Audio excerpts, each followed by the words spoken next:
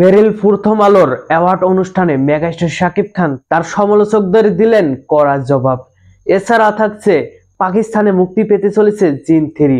সবকিছুই আজকের ভিডিওতে আলোচনা করব। তো চলুন মূল গসিপে। প্রথমে আসা যাক সজল নূর এবং নুসরাত ফারিয়া অভিনীত জিন 3-র কাছে।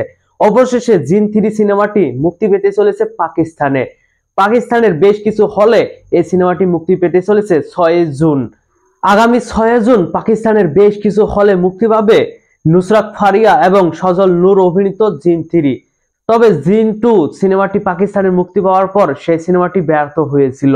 জিন 3 কি পারবে সেই ব্যর্থতা কেটে সাফল্য আনতে? সবকিছুই দেখা যাবে মুক্তির পর। এবার আসা যাক মেগাস্টার শাকিব খানের কাছে। ইয়েস, মেগাস্টার শাকিব খান এবার তার সমালোচকদের কড়া জবাব দিলেন। প্রথমে শুনে আসা যাক মেগাস্টার শাকিব খান কি বলেছেন। শূন্য হাতে এসেছিলাম, যা পেয়েছি তা অনেক। আফটার প্রিয়তমা রাজকুমার এসেছে, তারপর তুফান এসেছে, তো সবার মনে তুফান ধরিয়ে দিয়েছে। যারা বলেছে যে তোমার দিন শেষ, তাদের মুখের দিকে তাকিয়ে তাকিয়ে নীরবে উত্তরটা দিয়েছি, দিন শেষ হয়নি, দিন তো মাত্র শুরু। যাই হোক, মেগাস্টার শাকিব খান কিন্তু তার ভক্তদের উদ্দেশ্যে বেশ কিছু কথা বলেছেন এবং তার সমালোচকদের উদ্দেশ্যেও অনেক কথাই বলেছেন।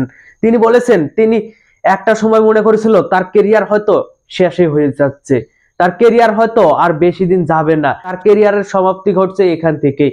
কিন্তু সে কিন্তু তার সমালোচকদের কড়া জবাব দিয়েছেন প্রিয়তমার মাধ্যমে। প্রিয়তমা সিনেমার পর তাকে একে একে বেশ কিছু সিনেমা ইন্ডাস্ট্রি হিট দিতে দেখা যায়। প্রিয়তমার পর তুফান, তারপর বরবাদের মতো সিনেমা সে করে, সেই সিনেমাগুলো ইন্ডাস্ট্রি হিট হয়। শাকিব খান কিন্তু আরো একটি কথা বলেছেন, সে নীরবেই সমালোচকদের জবাব দিয়েছে যে শাকিব খান শেষ হয়নি, সবে তো শুরু করেছে মাত্র।